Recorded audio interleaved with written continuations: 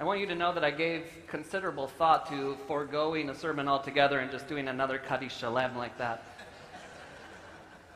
It's so beautiful. Thank you for your music, and thank you to the choir for their music, for everything that they've done to uplift our soul during these Chagim.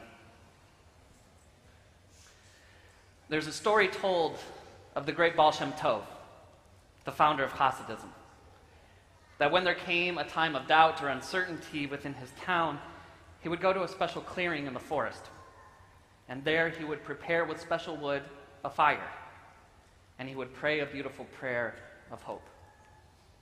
When he would return to his village, peace would settle in almost instantly, and the villagers would breathe a sigh of relief and embrace a new era of joy and prosperity. After the Baal Shem's death, his most famous disciple, the Maggid of Mezrich, quickly encountered the same dilemma. Throughout the village, a new wave of uncertainty and fear took over, and so he went into the woods and into that same clearing where his teacher was. Then he prayed to God, Master of the universe, I know not which wood to use for the fire, but I was taught my teacher's prayer, and I offer it to you at this crucial moment. When he was done praying, he returned to his village, and almost instantly, a feeling of peace settled in. The villagers breathed a sigh of relief, and a new era of joy and prosperity came to Mezrich. After the Maggid's death, his disciple, Rabbi Moshe Leib Ehrlich of Sassov, was presented with the same challenge. And so he went into the clearing, into the same place his teacher and his teacher's teacher stood, and he prayed to God, Master of the universe, I know not which wood to use for the fire, nor do I know the words of this sacred prayer. But I am here. I am here in the same place where my teacher stood, and I can offer you the prayers of my own heart. And when he returned, peace settled in almost immediately, and a new era of joy and prosperity came to his village. After Rabbi Ehrlich's death, the onus of the village's doubt and uncertainty fell on Rabbi Israel of Rezhin. But after seeing the villages and the villagers in such despair, he went into his house, and there he buried his head into his hands, and he began to cry. And as he wept, he whispered to God, Master of the universe, I'm afraid there's not much that I can do. I know not which wood to use for the fire. I was never taught the words of the Baal Shem. And furthermore, I don't even know where in the woods this sacred and holy place is to be found. But I can offer you a story. I can offer you the story of my teachers. I can offer you my tears.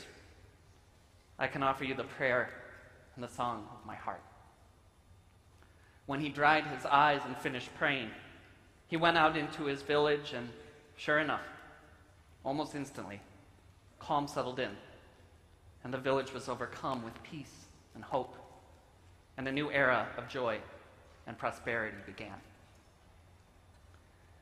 Since I began my rabbinate here at Shaarey Zedek, I have been told, at least weekly, this story in one form or another, relating to this congregation, but with a very different nafkamina, a very different takeaway.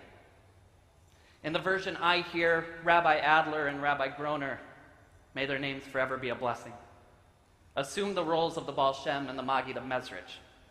They carry with them an inherited wisdom, a wisdom of the past, the secret prayers, the hidden spot in the forest in which to voice petition to God. And in the case of Rabbi Adler, maybe even the original knowledge of the ritual wood used for the fire. And then I am told that with these great Rebbeim, these great Gedolim, these forces of synagogue life, of prayer and of worship, came a magical time in the synagogue. A time when the gates of heaven were perpetually open, when any sense of fear or doubt would be quickly extinguished through the intervention of a knowledge and holiness that was Shaarey Zedek during its golden era. And that, Chavrei, is where the story I hear ends. in this story, there's no mention of now, other than the fear or maybe the uncertainty of our future or maybe even our survival. There's no possibility of tikkun, of repair, of redemption, and there is emphatically no chance of real magic, of joy, or of peace. The nafka mina here is this: we're probably doomed. But the one chance that we have is to get out our map and our compasses and to head back into our history until we find the place, the wood, and the prayer that we once knew. First of all, on behalf of myself and the rest of my clergy team, ouch. But kidding aside, this isn't about us. I'm not trying to suggest that we have the Torah, the wisdom, or the charisma of our great rabbis. Please don't hear me saying that's not what our focus is on this morning. What we need to wrestle with this Rosh Hashanah is the disservice that this nostalgia does to us, to our community, and to our neshamas, to the spiritual ikar, the sacred and holy essence of who we are and who we want to be. When we keep our attention on the past and neglect the urgency and the incredible potential of the here and the now. And this question reaches its boiling point on the high holidays because each year I am reminded repeatedly that this isn't what the high holidays are supposed to look like. Because this room used to be filled with people. So many people that there were chairs lined up on that stage because of the overflow that was taking place in here. Chairs had to be brought in as more and more people came through our doors. And then invariably the conversation turns to services in general. That our Shabbat services are a shadow of what they once were. Because it used to be an expectation to celebrate not one, but two, maybe even three B'nai Mitzvah on any given Shabbat. Because our religious school was so packed with young people.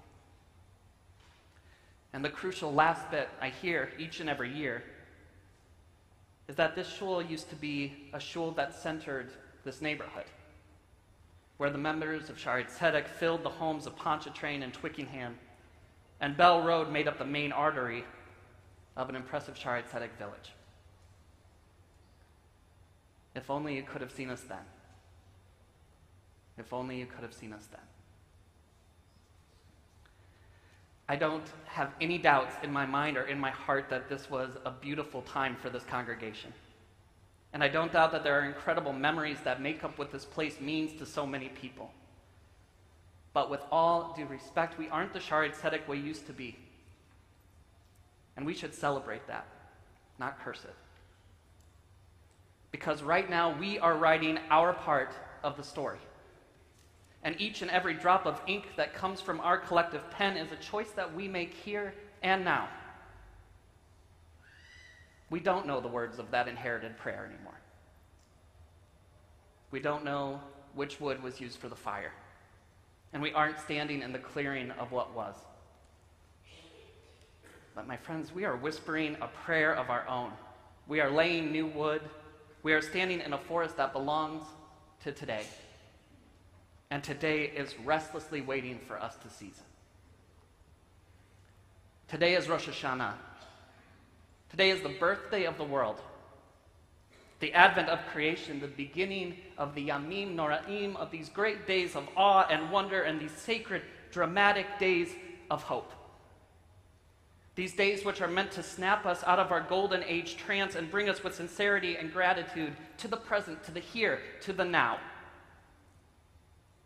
The blowing of the shofar, the Rambam tells us, is not simply an ancient tradition to mark these holidays, but rather a cosmic alarm clock, a metaphysical blasting to wake us up from our nostalgic sleep and to seize the renewal of this awesome moment, this truly awesome and powerful moment.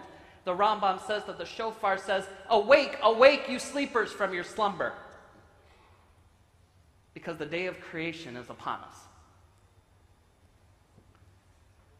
But we can't seize that creation if we are blinded to the present by that enticing light of the past.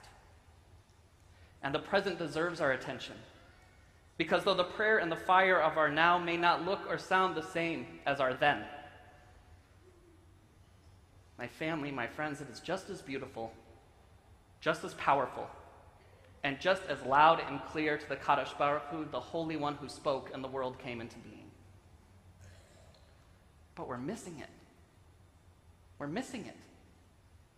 It's burning in front of us, and we are walking right past.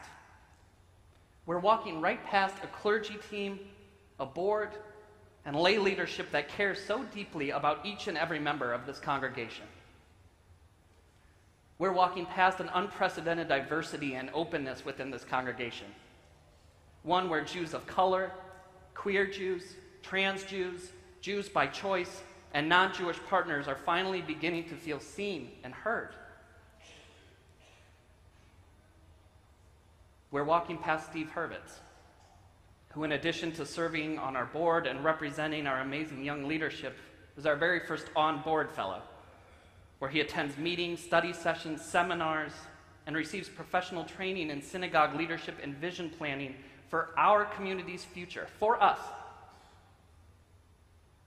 We're walking past Talia Block, who with her brother Judah and dozens of their friends ends every Shabbat morning by running up to the bima to sing Adon Olam, to cover this carpet with candy wrappers and challah crumbs, while hugging our legs and wishing us a Shabbat Shalom, to then go and run off into the social hall for lunch and to feel more at home in this synagogue than many of our adults do.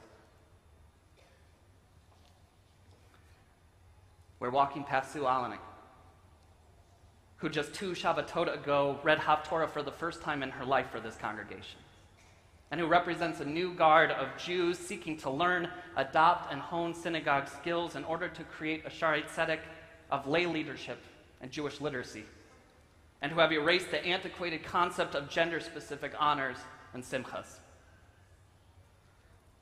And we're walking past our teenagers, who continue to blow me away and fill me with pride each and every day as they volunteer their time and energy to helping the needy in and outside of these synagogue walls. And for those who had the opportunity, the bracha, the blessing to be here this morning and yesterday morning to hear them read Torah for us, and to Harry for blowing shofar. It's incredible. What an incredible moment. And especially to our teen mission participants, who traveled to Israel this summer with open minds and open hearts to radically attune their souls to the magic and miracle that is Medinat Yisrael, and who taught me and continue to teach me a Torah so beautiful that I didn't even know it could possibly exist. A Torah that exists through their kindness, their thoughtfulness, and their thankful receptivity to a life filled with awe and wonder and appreciation. There aren't chairs lining the stage on this Rosh Hashanah. There aren't 3 B'nai Mitzvah every Shabbat. And no, the majority of our congregants don't live between the borders of 11 and 12 Mile, or between Bell Road and Lasser. But our fire is burning. Our prayer is being shouted with a joy and an intimacy that this town has never known before. And we're making a space for ourselves that feels right, that feels good, that feels holy, that feels worthy of this name of Shaarey Zedek. We're writing the story. And the story has to go on. Hayom Harat Olam. Today is the birthday of the world. Today is the day of creation. It is a day of renewal. Today, while there may be some fear and some doubt, we are going to take that fear and doubt and we are going to bury our head into our hands and we will whisper thanks to God for the memories of then. And when we have finished giving thanks, we will begin a new prayer. One in our voice, one with our words, one with our fire. Because the shofar is blowing and we are waking up to a spectacular now. Mishaberach Avotenu, Mishaberach Eloheinu, Elohei Avotenu. Our God and the God of our ancestors, though we have forgotten the words of the past, may we write our own with patience and understanding, with courage and with joy. Though we have forgotten the wood of old, may our fire of now burn with love and laughter, with open hearts and open arms. And though we may have forgotten the space, we will never forget the story. And we dream of the day when our children and our grandchildren will include us in it, when they will speak about who we are and how we are now. And when they will, on one Rosh Hashanah morning, pull the new rabbi aside, and with a heart full to the point of bursting with pride, will look her or him in the eye and say, if only you could have seen us then. If only you could have seen us then. Shana Tova.